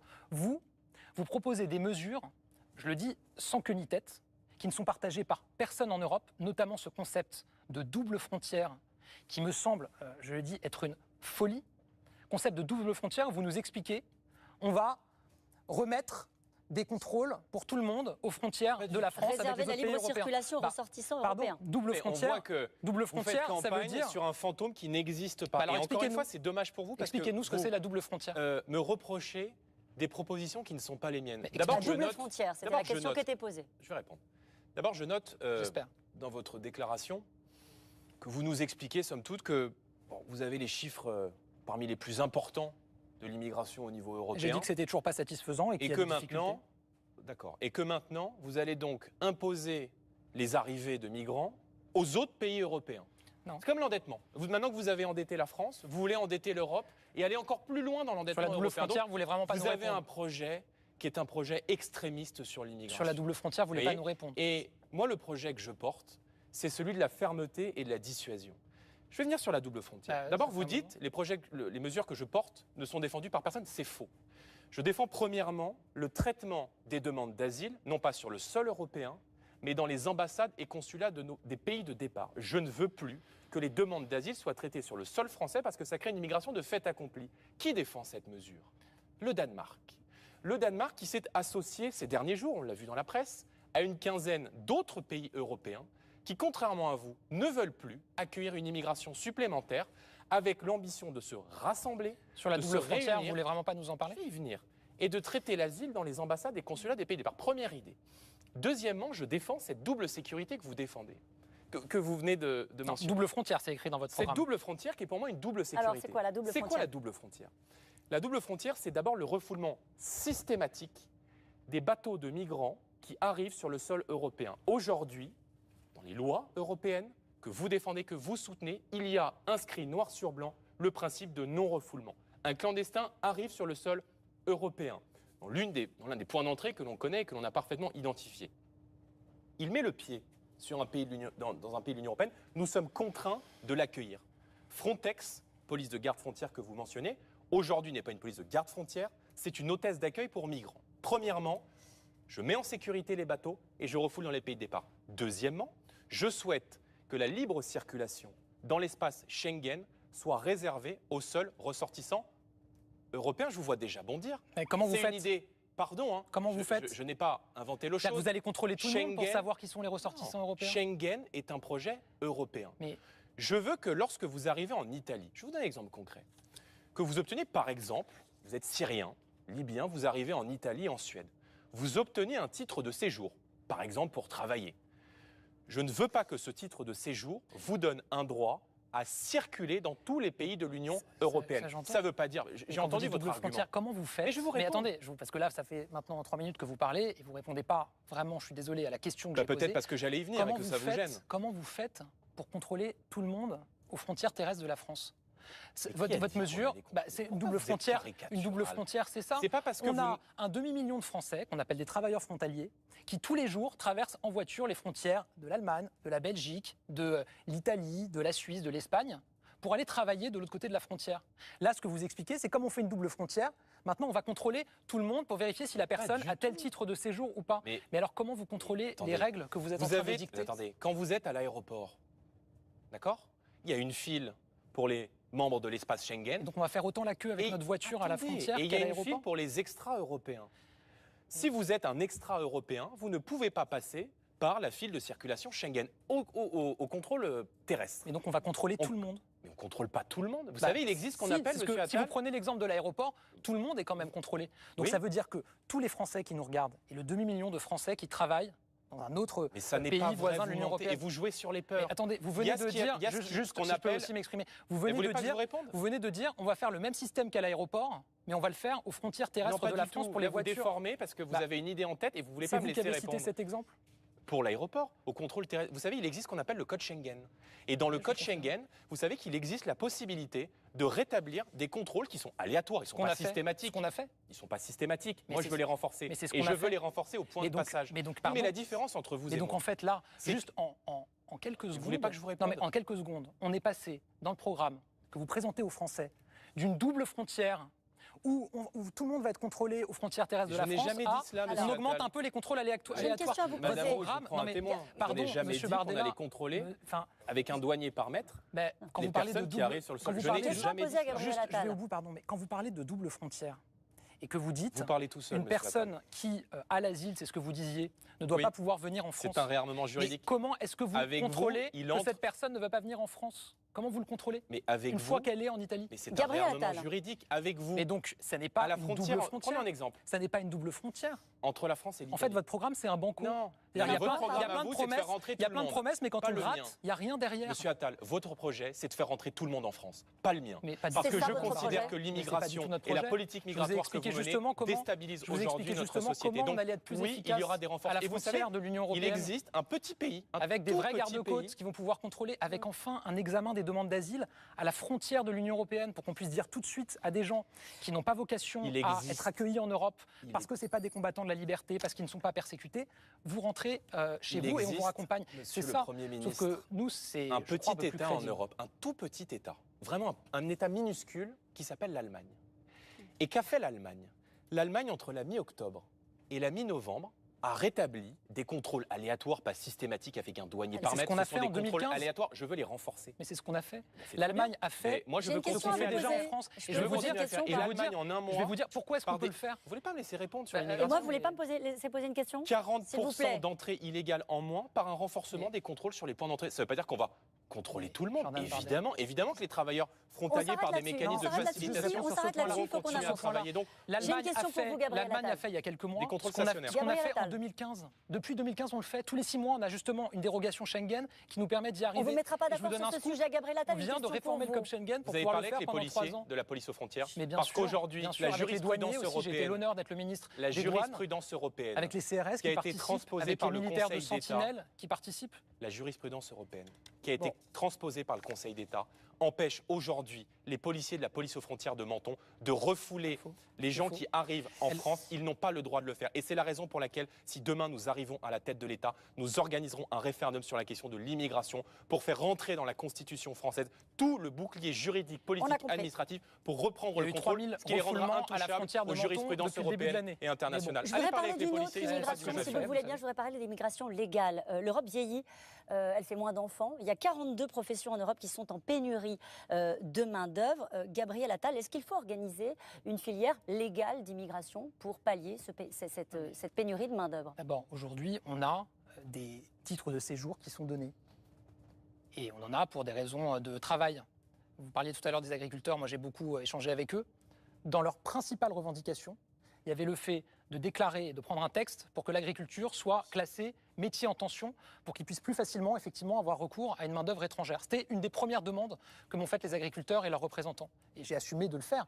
Mais de la même manière que vous échangez avec beaucoup de chefs d'entreprise sur notre territoire, ils vous le disent, ils ont besoin, en partie, d'une immigration pour travailler. D'ailleurs, je pense que vous-même, au fond, même si vous dites immigration zéro, je fais rentrer personne, au fond, vous devez le savoir. Vous avez adopté la loi immigration qui prévoit 10 000 régularisations. Votre amie Giorgia Meloni, qui a été élue en Italie en disant qu'il n'y aura plus d'immigration, elle vient d'annoncer 500 000 régularisations et titres de séjour pour du travail d'immigrés dans les années à venir en Italie. Donc, vous assumez ça, Jordan Bardella, de dire qu'il faut une immigration légale? Le modèle, c'est Mme Mélanie qui, en un an, a fait diminuer par 3 le nombre d'entrées légales. Alors, je dirais, moi, ça me va. Mais notamment mais je ne veux pas que cette immigration, que ce prétexte cet argument de l'immigration de travail soit un prétexte pour dissimuler une immigration de peuplement. Ça fait des années qu'on nous parle de ces 250 000 métiers en tension. Vous faites rentrer chaque année des dizaines de milliers de personnes sur des visas de travail qui restent dans notre pays. Donc, que ponctuellement, à ce moment-là, on ait des besoins. On fait comme la Suisse. On affecte des visas, secteur par secteur, et on le fait d'ailleurs. Parce que c'est rassurant que vous preniez des exemples de pays qui ne sont pas membres de l'Union européenne. Je trouve ça très rassurant. Ah, vous savez, la Suisse se porte très bien, monsieur Attal. Non, mais elle n'est pas dans l'Europe. Ce que je veux dire, c'est que vous prenez comme modèle des pays qui ne sont pas dans l'Union européenne, après nous avoir dit qu'en fait, vous voulez rester dans l'Union européenne. Vous êtes de mauvaise foi, je vous ai parlé de l'Allemagne sur le contrôle aux frontières. L'Allemagne qui vient de faire un truc que nous, on fait. Malgré son nombre petit d'habitants, est un grand pays, la Suisse, qui fait du patriotisme économique et qui a fait le choix non pas de l'immigration de violence que vous avez soutenu, mais d'une immigration de croissance. Qu'on ait secteur par secteur des besoins de main-d'œuvre, c'est un fait que tous les patrons aujourd'hui s'accordent à reconnaître. Donc il faut organiser une immigration légale, une voie pour l'immigration légale. Moi, je veux favorable. À condition que les gens repartent. Au bout de 6 mois, ils viennent travailler, ils repartent. Si la mission est terminée, ils repartent. Des visas, secteur par secteur. On l'a fait parce qu'avec le numerus clausus que vous avez soutenu dans le précédente majorité avec laquelle vous avez appartenu, on est contraint aujourd'hui d'aller chercher des médecins à l'étranger. Donc on a des besoins ponctuels. Mais juste, on a besoin d'une... Et je vais vous dire... Lorsqu'il y a eu le débat sur la loi immigration, qu'a dit le patronat? Moi j'ai lu le communiqué commun. Je ne veux pas qu'on résume ce débat aux seuls besoins économiques. Moi, j'assume de le dire. Vous voulez plus d'immigration, c'est clair. Mais j'assume de dire que notre pays et notre Europe, elle s'est aussi construite avec de l'immigration. Et d'ailleurs, je crois que chacun d'entre nous, dans nos histoires personnelles et familiales, on est bien placé pour le dire et pour le savoir. Le sujet, c'est comment est-ce qu'on fait pour que nos règles soient respectées. Le sujet, c'est l'immigration clandestine. Et là, effectivement, je le dis, je l'assume, on n'y est pas. Et je pense qu'on y sera grâce à l'Europe et grâce au pacte asile-immigration qui est beaucoup plus sérieux que votre double frontière un peu fumeuse dont vous nous avez parlé, qu'on porte avec Valérie Ayé. C'est ça pour moi le sujet. Juste, on met en cause mes origines familiales tout en mentionnant les vôtres. J'ai dit que moi j'appartiens à une dans nos familles génération de gens issus de l'immigration, monsieur Attal, qui sans doute peut-être comme la vôtre, je ne sais pas. Oui. Lorsqu'ils sont arrivés en France, concernant au début des années 60 d'Italie, l'ont fait avec une volonté d'aimer la France. C'est pareil pour mes ancêtres. Et si vous êtes devant, et la preuve, c'est que vous êtes ici ce soir et que vous êtes Premier ministre de la République française.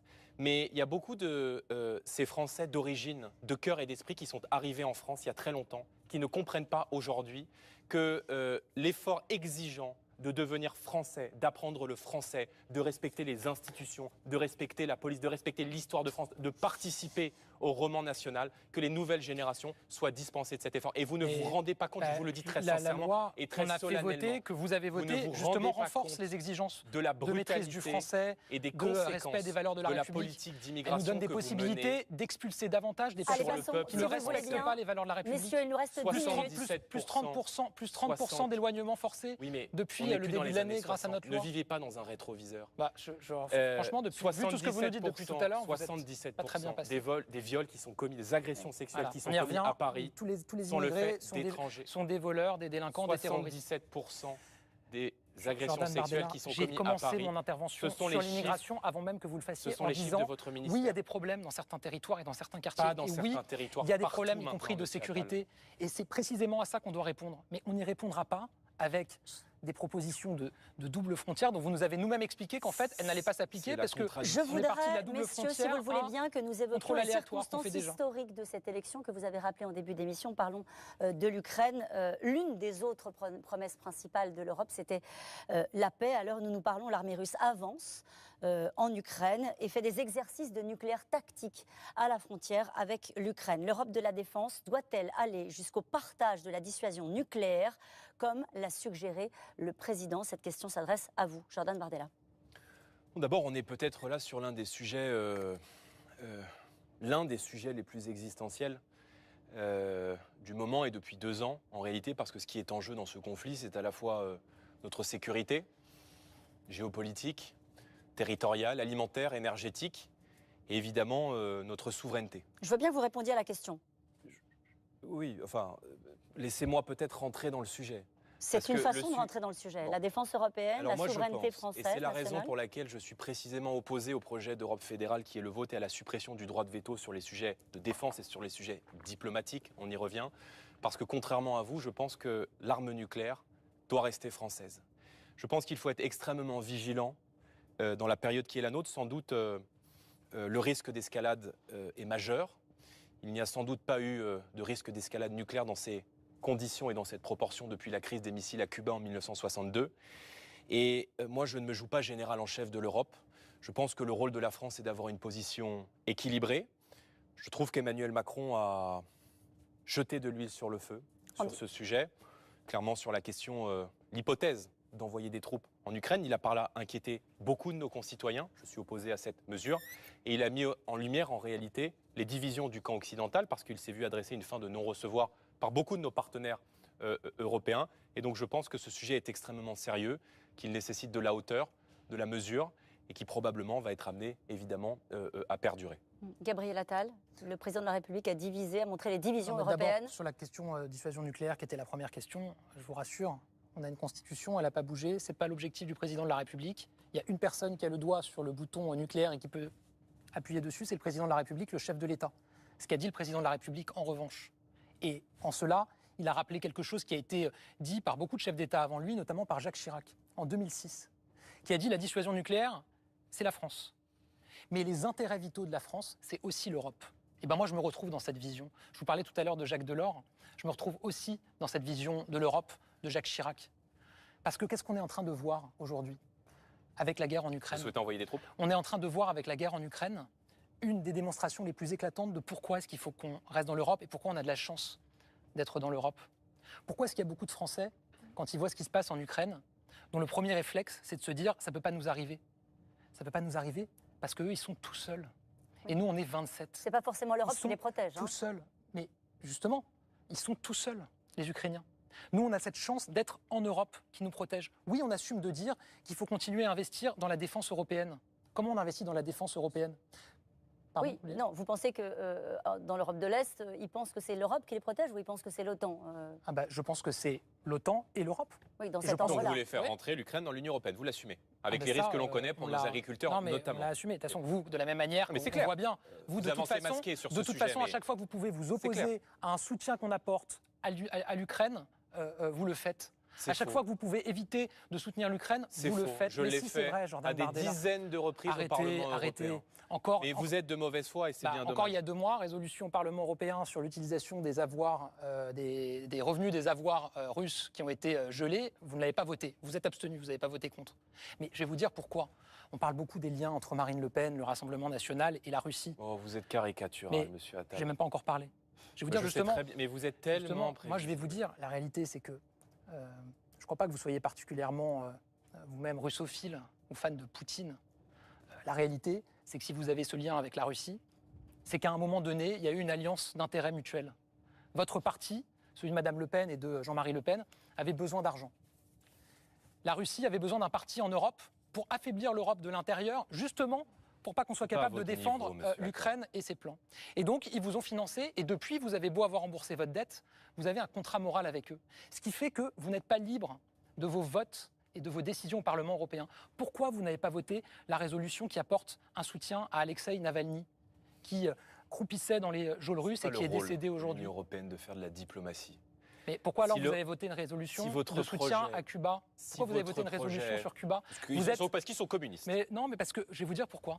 Parce que vous êtes faible avec les forts et fort avec les faibles. Cuba, c'est loin, ils sont petits, c'est pas grave, on peut voter une résolution. La Russie, qui nous a financés, on ne vote pas de résolution pour dénoncer leur comportement. C'est pas de votre niveau. C'est pas du niveau du Premier ministre de la France. Je veux vous dire, le rôle du Premier ministre de la France, c'est de défendre la souveraineté de notre pays et de l'Europe. Sous la ceinture. Je vais vous dire, monsieur Attal, et après on viendra peut-être sur la question de la défense, parce que je pense qu'on a d'abord des caricatures. Je vais peut-être répondre d'ailleurs à cela, et après on parlera... on fera de la popole, mais moi je pense que l'enjeu de cette élection, c'est de reconquérir notre autonomie stratégique. Je vais vous dire, ce n'est pas Marine Le Pen qui a reçu Vladimir Poutine à Brégançon sur son lieu de vacances. C'est Emmanuel Macron. Ouais, pour le faire changer de plan. On assume, je vais vous faire un scoop, il est même allé à Moscou. Ça vous gêne ? Il est même allé à Moscou pour négocier avec lui. Le sujet est très grave. Pouvez me rappeler, monsieur le Premier ministre, qui est aujourd'hui le premier pays européen importateur de gaz russe? C'est vous. Mais vous savez pourquoi? C'est la France. Je peux répondre sur ces 2 points? Vous continuez aujourd'hui. Non, vous continuez aujourd'hui d'importer. Vous avez infligé des sanctions énergétiques très dures que j'ai combattues parce que je considérais que les sanctions énergétiques contre la Russie, qui permettaient à la Russie de vendre moins de pétrole mais de le vendre plus cher, que nous continuons à acheter lorsqu'il transite évidemment par les Émirats ou par l'Inde notamment, étaient des sanctions contre le peuple français. Donc j'assume le gaz et le pétrole. En revanche, j'ai au Parlement européen toujours été très clair et toujours condamné, sans la moindre ambiguïté, l'agression de l'Ukraine par la Russie, qui est aujourd'hui une menace multidimensionnelle. Moi, je me souviens du président de la République en août 2019, qui a déclaré que dans cette recomposition qui est la nôtre, je crois que nous avons à réinventer une architecture de sécurité et de confiance entre l'Union européenne et la Russie, et la France y jouera tout son rôle. Et il ajoute même, parce qu'elle est européenne, la Russie a toute sa place dans l'Europe des valeurs dans laquelle nous croyons. Mais je vous confirme. Y a-t-il eu une naïveté collective à l'égard de Vladimir Poutine? La réponse est oui. La seule différence entre vous et moi, monsieur Attal, c'est que moi je suis honnête à l'égard des Français. Et que quand j'ai commis une erreur, je le dis aux Français les yeux dans les yeux. Et je n'essaie pas de les manipuler. Je n'essaie pas d'être dans la duplicité. Y a-t-il eu une naïveté à l'égard de Vladimir Poutine, à l'égard des intentions de Vladimir Poutine? La réponse est oui. Une naïveté de votre part, de votre parti, c'est ça que vous voulez dire? De la part de tout le monde. De ma part, mais aussi de la vôtre. Parce que lorsque vous recevez Vladimir Poutine je suis pas allé sur votre lieu au Kremlin de vacances, pour les féliciter de l'annexion de la Crimée. Je suis pas allé les féliciter pour l'annexion de la Crimée en 2014. Mais dans les vestiaires de l'équipe de France, Gabriel Attal, vous avez un peu de retard de temps de parole. Allez-y. Je vais vous donner un scoop. Vous voyez bien que cet argument ne tient pas. redressons un peu le niveau de ce débat. Je comprends que vous soyez très mal à l'aise. Non, je ne suis pas mal à l'aise. Je trouve que le débat est petit et que le vrai sujet, c'est un débat qui est majeur. C'est comment est-ce qu'on reconquérit aujourd'hui le débat sur l'Ukraine et la Russie est un petit débat. C'est un sujet qui est majeur. Non, vous pouvez pas dire que c'est un petit débat. Mais c'est pas de la popole, c'est la clarification. Vous avez du mal à épouser votre costume de Premier ministre. Malheureusement, ce que je dis vous dérange et donc vous cherchez à m'empêcher de parler. Je vous ai répondu. Alors laissez-moi parler. Je vais vous faire un scoop. Non seulement Emmanuel Macron a reçu Vladimir Poutine au début de son mandat, mais il est même allé à Moscou, jusqu'au bout, quelques jours avant le déclenchement de la guerre, pour le faire changer ses plans. Mais le président de la République, contrairement à Marine Le Pen, n'est pas allé en Russie, au Kremlin, pour les féliciter et légitimer l'annexion de la Crimée comme elle l'a fait. C'est pas de la naïveté d'avoir fait ça, c'est de la compromission. Et vous dites, on a changé d'avis, on a fait une erreur. Pourquoi, il y a 2 mois, février 2024, sur l'utilisation des avoirs russes qui sont gelés en Europe, pourquoi vous ne l'avez pas voté, cette résolution ? Encore une fois, je le dis, parce que vous êtes tenu par ce contrat moral. Et ce n'est pas un petit débat. Vous savez pourquoi vous êtes de mauvaise foi ? C'est un débat qui est majeur. Parce que cette proposition, et c'est dommage pour vous, je l'ai formulée au président de la République, les yeux dans les yeux, lorsqu'il a reçu les chefs de l'opposition, il y a quelques semaines. Donc quand vous êtes dans une salle fermée, vous pouvez le dire, mais quand il y a un vote public et ce qui est triste, vu par la Russie, vous pouvez pas le faire. c'est que vous étiez présent et que vous m'aviez entendu de manière très claire condamner l'agression de l'Ukraine sur la Russie et formuler cette proposition. Pourquoi vous ne votez pas alors les mesures ? Parce que je pense que le rôle de l'Union européenne n'est pas diplomatique. Vous voyez, et la réalité, c'est que si l'Europe, sur Cuba, sur d'autres sujets, vous si votez les l'Europe de résolutions. Macron et que le projet que vous portez existait, nous aurions une armée européenne. Le droit de veto serait supprimé. Nous serions contraints de partager notre arme nucléaire et nous serions en guerre contre la Russie. La différence entre vous et moi, Monsieur Attal, c'est que je n'utilise pas la guerre pour faire ma campagne électorale. Vous avez passé toute votre campagne électorale à instrumentaliser le cimetière ouvert qui est en train de devenir l'Ukraine pour faire votre campagne électorale. Vous avez dit vous-même que c'était un sujet fondamental pour les années à venir, pour les Français et les Européens, de savoir comment on va faire pour continuer à soutenir l'Ukraine. Nous arrivons au terme de ce débat. Vous avez évoqué... Je vous rassure, on n'est pas pour le partage de notre dissuasion, on n'est pas pour la création d'une armée européenne. Vous avez voté le rapport Verhofstadt, donc vous dites quelque chose à Paris, vous votez autre chose à Bruxelles, et vous avez un projet caché. Mais vous êtes contre que des armées européennes puissent intervenir ensemble ? Vous avez le fédéralisme honteux. On ne refait pas le début du débat, s'il vous plaît, Gabriel Attal. Nous arrivons au terme de ce débat. Vous avez évoqué tout à l'heure... en fait, le cœur du sujet. On a évoqué la dissuasion nucléaire, on a évoqué l'Europe de la défense. Le sujet, c'est la défense. La guerre en Ukraine est un sujet annexe. J'ai une question à vous poser. Vous avez tout à l'heure évoqué le mot de popole. On ne va pas faire de la popole. Je voudrais malgré tout vous poser une question à l'un et à l'autre avant d'avoir un mot de conclusion. Ces élections européennes, Gabriel Attal, doivent-elles avoir des conséquences nationale, sur la vie politique nationale. Ça vous fait sourire parce que la personne que vous avez en face de vous considère que s'il arrive en tête le 9 juin prochain, il faut dissoudre l'Assemblée nationale et donc éventuellement prendre votre place. Bon, c'est vrai que Jordan Bardella passe son temps à expliquer qu'il a déjà gagné. Ce n'est pas vrai. Bon, si, vous passez votre temps à dire quand j'aurai gagné, je ferai ça. Bon, moi, je pense qu'il y a juste propos depuis le début de cette élection. Il y a juste une élection, un vote et des Français qui se prononceront le 9 juin. Ensuite, vous savez comment fonctionnent nos institutions. C'est le président de la République qui prend des décisions. Je crois qu'il s'est exprimé sur ce sujet-là, qu'il a rappelé que c'est une élection qui est avant tout une élection européenne.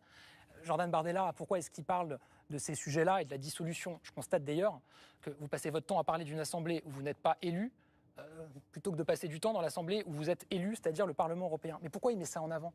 Parce que Jordan Bardella, son souhait, c'est qu'on ne parle pas d'Europe. On l'a vu, vous cherchez toujours à ramener les sujets sur le national.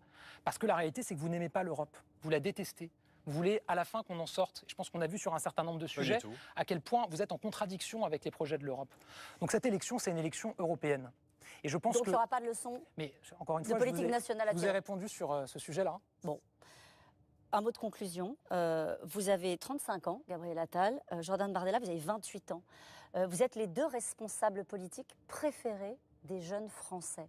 Donc pour terminer cette émission, je voudrais que l'un puis l'autre, vous leur donniez ce soir une bonne raison d'aller voter le 9 juin. C'est vous qui commencez, Jordan Bardella. Je veux dire à la jeunesse française que si ce n'est pas elle qui reprend son destin en main, alors personne ne va le faire à sa place. Voilà. Vous avez rappelé nos jeunes âges et je pense qu'on porte aussi les défis et les espoirs d'une génération qui est une génération qui est touchée par la crainte du lendemain, par l'insécurité qui se multiplie aujourd'hui partout dans le pays, par la crainte de ne pas trouver, une fois les diplômes obtenus ou les courtes études, la possibilité de vivre, de travailler au pays et de trouver en fait l'opportunité de réaliser ses rêves en France. Moi, je me bats pour tous les Français et je veux m'adresser ce soir en mot de conclusion à tous les Français qui ont le cœur qui saigne en regardant l'état du pays. Et je veux leur dire, allez voter. Voilà, allez voter. Ne vous désintéressez pas des élections. Évidemment, allez voter pour le Rassemblement national. Mais je pense que c'est important que les Français se mobilisent parce que cette élection, et c'est peut-être l'un des points d'accord que nous avons avec Gabriel Attal ce soir, c'est qu'elle est peut-être l'une des élections européennes les plus importantes. Et moi, j'assume. Et si vous êtes là ce soir, c'est parce que vous avez choisi d'engager votre responsabilité dans cette campagne. Vous avez été en fait à la fois le pyromane, puisque vous êtes le porte-parole du bilan d'Emmanuel Macron et en même temps le pompier qui venait au secours de votre candidate. Mais je pense qu'il faudra aussi en tirer les conclusions si la liste que je conduis arrive en tête le 9 juin prochain. Gabriel Attal. Vous me demandez ce que je dis aux jeunes. Ouais. Je leur dirais de choisir le 9 juin un vote qui est responsable et un vote surtout d'espoir. Qu'est-ce qu'ils veulent les jeunes aujourd'hui ? Ils veulent pouvoir trouver un travail, et si possible un travail qui leur plaît. On a vu avec la proposition de Jordan Bardella tout à l'heure sur le marché unique que les emplois ils vont se raréfier en France si jamais son programme venait à être appliqué, si l'Europe venait à être bloquée, parce qu'on a besoin du marché unique. Et on a compris tout à l'heure que nos entreprises ne pourraient plus gagner des contrats publics dans d'autres pays européens. Donc il faut qu'ils puissent avoir un emploi, et c'est l'Union européenne qui le permet. Ensuite, ils veulent pouvoir vivre dans un environnement respirable. On a vu tout à l'heure qu'il n'y a pas d'ambition écologique. Il n'y a que des oppositions à toutes les mesures qui vont nous permettre de réduire nos émissions de CO2. Ils veulent une Europe qui investit dans des secteurs d'avenir. Moi, je crois qu'on peut être les champions de l'intelligence artificielle, du quantique, des supercalculateurs, des batteries électriques. Et c'est ce qu'on propose avec Valérie Ayé, avec ce plan de 1000 milliards d'investissements dans les technologies d'avenir et les technologies vertes. Et puis les jeunes, ils sont attachés aux libertés. Et moi, je crois que le rôle de l'Europe, c'est aussi de défendre nos valeurs. On est la France des Lumières, on doit être l'Europe des Lumières. Moi, je suis favorable, avec Valérie Ayé, c'est dans notre programme, à ce qu'on inscrive l'interruption volontaire de grossesse dans la Charte européenne des droits fondamentaux, comme on l'a fait dans notre Constitution. Le Rassemblement national au Parlement européen a voté contre la défense de l'avortement. Il a voté contre les mesures de lutte contre les discriminations qui touchent les LGBT. 30 secondes pour finir. Et donc, je le dis ici, la liste qui propose... Non, Jordan Bardella, la liste qui propose de soutenir notre pays dans le cadre d'une Europe qui est plus forte, de répondre aux vrais défis qu'attendent les jeunes et qui permet de défendre des valeurs, parce que c'est aussi pour ça qu'on se bat. Et c'est aussi, je crois, le cœur de nos convictions. C'est la liste de Valérie Ayé et je vous appelle à aller la voter le 9 juin. Merci, messieurs. Merci d'avoir accepté de débattre sur le service public ce soir. Tout de suite, la soirée se poursuit. Une deuxième partie